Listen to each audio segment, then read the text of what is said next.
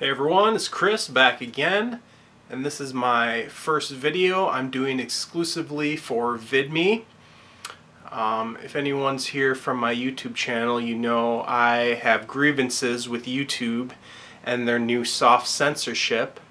So for now, unless YouTube fixes that shit, I'm going to be uploading here on VidMe exclusively. I'm not going to be getting paid shit for it. Well, I don't really get paid shit anyways on YouTube, but at least I'm not supporting a platform that supports censorship. But anyways, for my first video, of course, I'm going to do my pickups video for the month of September. And let's start with, there's only a couple games this time, so let's just get it started. First one is Yakuza Kiwami, which is a remake of Yakuza 1, the original PS2 game. And this is on the same graphics engine as Yakuza 0 and I believe Yakuza 3, 4, and 5 on PS3. So it's a really nice looking remaster. This engine always runs 60 frames a second on PS4, which looks really nice. You know, all the textures are redone. Everything just looks really nice in it. It's not quite as good as the Yakuza 6 graphics engine, which is all new apparently, but the fact that it runs 60 frames a second looks really nice. I am looking forward to Yakuza 6 as well.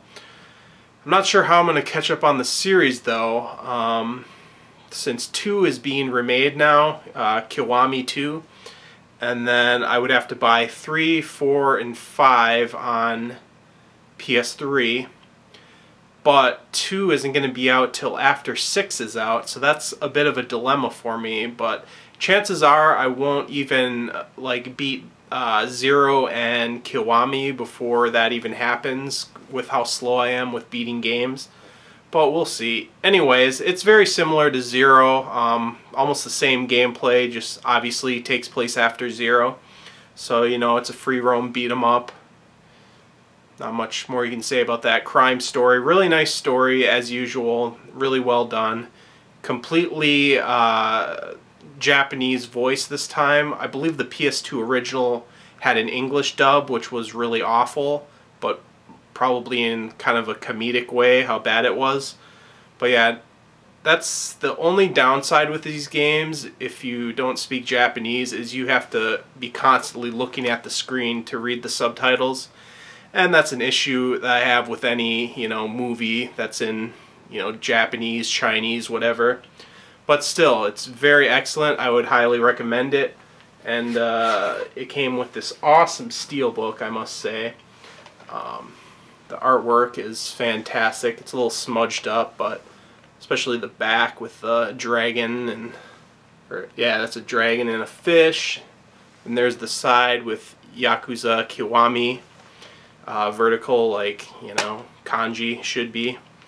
And then there's the inside with the disc, and luckily the steelbook does have artwork.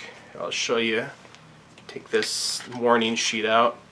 I hate when steelbooks don't have artwork on the inside, so yeah, that does look really nice. But yeah, I got this for I think around like $20 with my discount and some credit I had, so very cool. Still trying to beat 0, but I gave this a little bit of a try, and it's basically more the same of the gameplay that 0 had. So yep, should be cool once I get to that one. And then next one, we'll move on to this one, Night Trap for PS4. This is another limited run games. And I do actually have Night Trap already on 3DO, but the quality of the video is definitely improved in this. They give you, I believe, 4 different interfaces for this. So you get like the new revamped one with a full 4:3 aspect ratio with the video. If you didn't know, the original releases of Night Trap, they kind of cropped it to sort of a 16:9 window. So some of the video was cut off originally, but if you use the new interface in this, you get the full 4:3 aspect ratio. It's nice. But yeah, then you can pick, you know, the PC, the Sega CD, or the 3DO layouts. But honestly, I just play with the revamped one because you get the full image, and it's much easier. Like, the main things that makes this version way easier than the past ones is, one, when you switch between rooms. In the original game, it was just still pictures of the rooms. But in this, it's actually video feeds of each room playing in real time. So you can see if the vampire augurs are creeping around in a different room that you aren't viewing. So you can quickly switch over and capture them.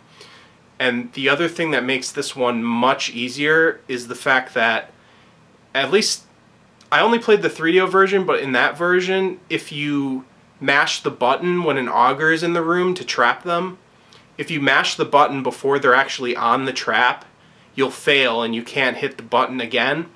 But in this, you can just mash the button the entire time until they get trapped, and it will work. So that makes it much easier.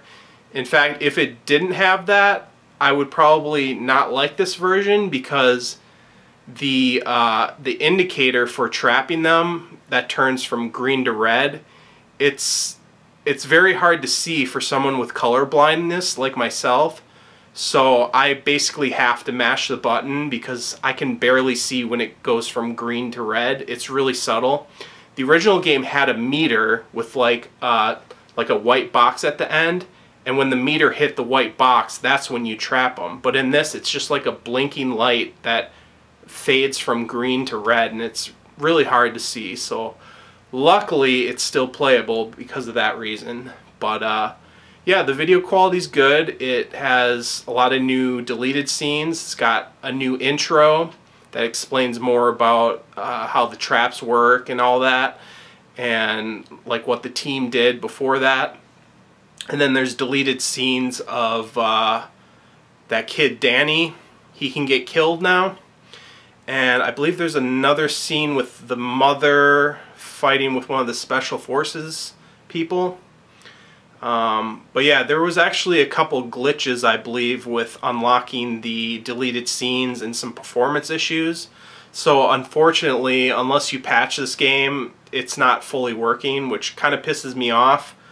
But yeah, they did patch that, luckily, so it does work at least. But yeah, and the original tapes that they used to transfer to this new game, they actually have like damage to the tapes, so you see like VHS style tracking through some of the scenes, like a staticky line across the screen, which is a bit unfortunate. But at the same time, it doesn't matter too much because you're viewing the game through surveillance cameras, so it kind of fits the look to see a little bit of distortion. But still, it's a bit unfortunate that the original tapes were damaged. So but yeah, it's cool. I hope they do other Digital Pictures games and maybe other older FMV games as well. The one game I always want to see I've always wanted to see in higher quality is Wirehead for Sega CD. Just because, you know, a lot of those games are kind of, you know, were overdone back in the day, but Wirehead was just so over the top. It was like basically like a real life Dragon's Lair, but with like that super cheesy like 90s comedy style, like slapstick humor type of shit. And it was really fun to see all the failure scenes and everything. So it sucks that it's stuck forever in Sega CD quality. I believe it was going to get a 32X version originally, but that never happened. But yeah, I'd love to see other games. You know, my favorite Digital Pictures game is Corpse Killer, but the Graveyard Edition for Sega Saturn. I didn't really like the 3DO and the other versions, but the Graveyard Edition on Saturn, there's a lot more enemies on screen, the video quality's a lot better, it's just more fun to play. But yeah, that's enough about Night Trap. That was hard to get as well. I guess it sold out in a minute, but you know, I sat there on limited run hitting F5, and I was logged into PayPal immediately before it went live, and yeah, I got it. I just clicked, my address was already entered, click, click, click, took about 30 seconds, I got it. I didn't want to go for the, oh, I should probably mention too, I'll just show the rest of this. Oh, there goes the disc. That's another thing, the case they gave me here, the spindle just does not hold the disc very well, and that's why it falls out. It's like very loose in there. But you can see that it came with a poster, and I guess according to my buddy Sega CD Universe, the artwork is not matching the Sega CD original, and I looked it up, and yeah, it's not. I was kind of tricked. And it does have a little instruction manual, which is cool. And there is the reverse art, which has the inaccurate Sega CD reproduction art in there. You can look it up yourself. I'm not going to pull that out of there. But yeah. But the poster does look kind of cool. I like it personally. Sega CD Universe didn't really like the new art, but he lives a safe life, so it's to be expected. He wants things to be familiar and safe, just like his 9-to-5 job. But anyways guys, let's move on to the next game. So the next one I picked up was another one that was sold on limited run games, and that is Shadow Warrior 2. And this is actually Shadow Warrior 1 and 2 on a physical disc. And Shadow Warrior 2 has most of the patches on the disc, although there was another patch after this was printed that also came out. But it's a pretty nice working copy even offline. Unfortunately, Shadow Warrior 1 on here is not patched at all, so you still need to connect online. But yeah, this is sold by Limited Run Games, but it's actually a, what is it? Special Reserve Games manufactured it. So, I believe, yeah, Shadow Warrior 1 got a physical release, and you can still find it for 24 bucks. But Shadow Warrior 2, it had a very small print run on Amazon, and it's been long sold out, and it goes for probably, you know, $90, $100 at this point. So, you know, I tried these games a little bit on PC, but I always wanted a physical copy, so I planned to get it, and then I saw Part 2 has been sold out for a while. So when Limited Run announced this, that they're selling from Special Reserve Games, I wanted to jump on it. Unfortunately, they only printed 1,000 copies of this. And then they did another set with the original cover art and this new cover art as a bundle, so you had to pay for 2 games for $80 rather than this game for $40. So, you know, same deal with Night Trap. I was logged into PayPal, you know, refreshing Limited Run Games, and this sold out even faster than Night Trap, I think. People are saying this sold out in 30 seconds to a minute, and I believe that. I got it. Luckily, my heart was beating the whole time. But yeah, I got it, and I really like it. I've been playing through 1. I tried a little bit of 2, and they're both fun. Part 1 seems a little repetitive. Like, you're just fighting the same enemies over and over. Although Lo Wang's banter is really hilarious, and that kind of keeps it fresh. But yeah, the levels look really nice. The graphics in 2 look much better. Unfortunately, that comes at the cost of it running 30 frames a second, whereas the first game runs 60 frames a second. And no PS4 Pro support, unfortunately. But yeah, it's a cool little collection. It's unfortunate that Shadow Warrior 1 didn't have the patch on the disc. But I guess there was some really bad like save issues and some like collision detection issues in Part 2 that were patched. So luckily that's on this disc.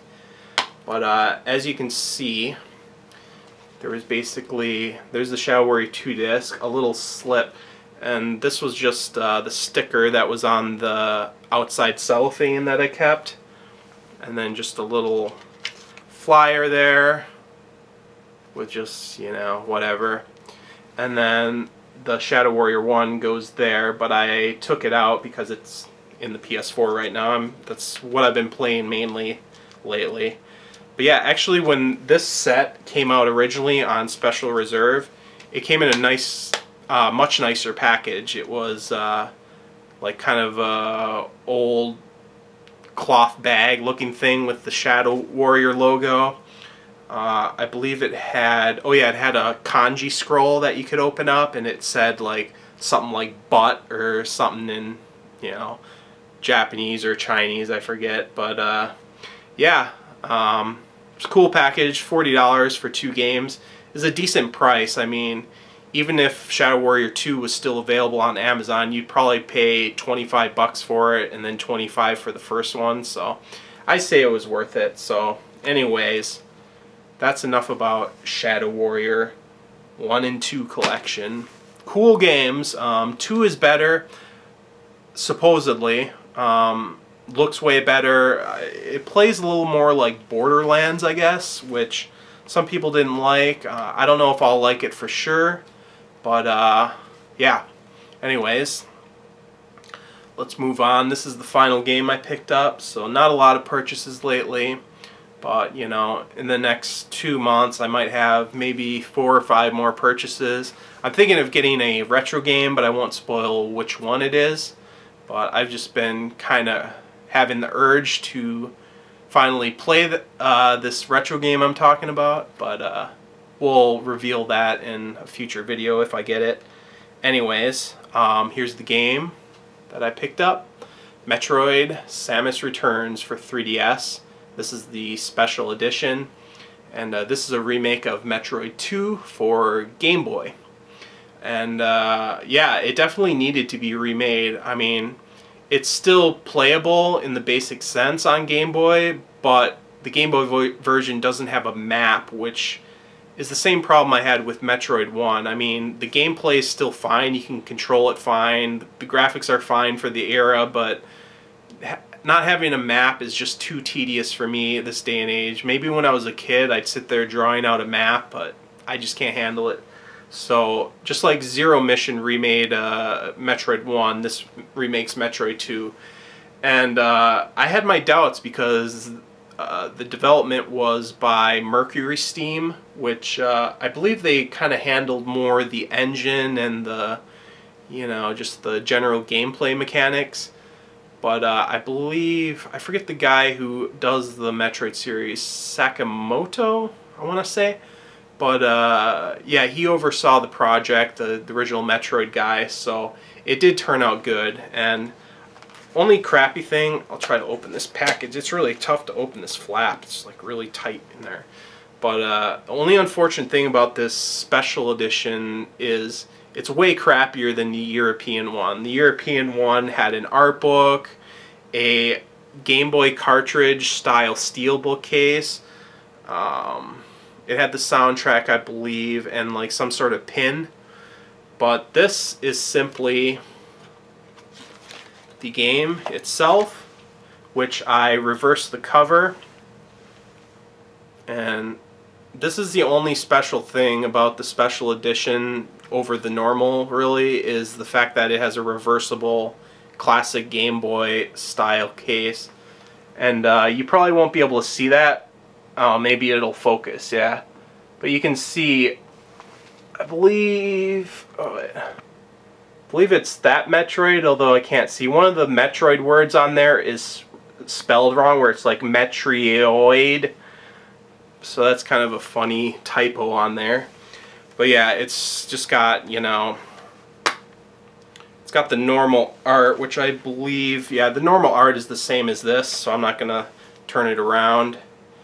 But yeah, the game's not in there because I've been playing it a lot. It's really addicting. Like, I don't get hooked to a lot of games lately where I can't put them down, but this is one of those games I can't put down.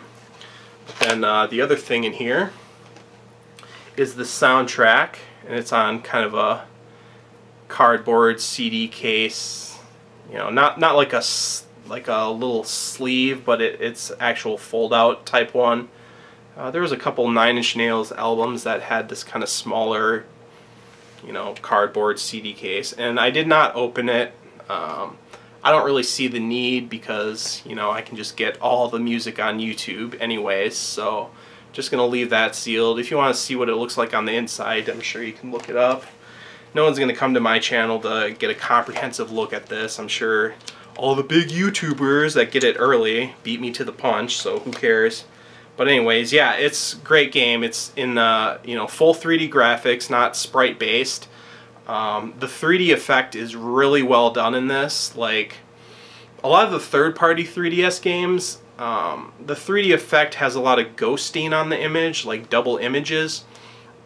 But it seems like all the Nintendo, you know, first-party games for 3DS have really good 3D. Star Fox 64 is probably another one that has some of the best 3D on the platform. But yeah, this looks really nice. The backgrounds have that depth effect to them. The 2D storyboard cutscenes in the beginning have a nice like layered depth to them as well. And unfortunately it does run 30 frames a second. I believe every single Metroid game almost ran 60 frames. Like even the NES game and Game Boy game original. So this runs 30, which is a little bit unfortunate, but it runs good. The only other issue is the controls, which I personally don't have a huge issue with. It's a bit unfortunate, but you have to control the character with the circle pad. It's a 2D game, so the D-pad would be ideal for movement, but you control movement with the circle pad, and there's no pressure sensitivity with the movement. There's only one movement speed, and that's running. So you push the circle pad a little ways, and then maybe like 60% pressure, she just immediately starts running. I can see why that's an issue. Personally, it didn't break the game for me, but it's not as good as it could be. On the plus side, using the circle pad means you can aim in 360 degrees, but you have to be holding still to aim in 360 degrees. You hold the L trigger, and then, you know, you can aim anywhere. Although when you're running around, you can aim in 8 directions, but you have to be moving when you're aiming. So it's unfortunate that they didn't offer D-pad controls and maybe have the new 3DS feature where you can use the right analog nub to aim. That would have been ideal, but I don't think it really breaks the game. But yeah, the game is good. At most, I would detract maybe a point off for that. If it bothers you, you know. This is seems like a 9 out of 10 for me. I've only played it maybe 4 hours so far, so I can't say for sure. But if that bothers you, it might be an 8 out of 10 for you. But yeah, it's good. I would highly recommend this. Well done, Nintendo. Anyways, that's it for my game pickups. Other than that, what's been new with me? Let's see. Just been trying to work out as usual. It's been a struggle. I've been sitting at 250 pounds for several weeks, even though I've been working out, you know, 4 to 6 days a week.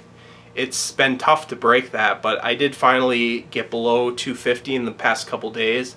But now it kind of shoots back up and down, so I'm keeping at it. But yeah, let's see. Other than that, you know, I don't know if I'll come back to YouTube.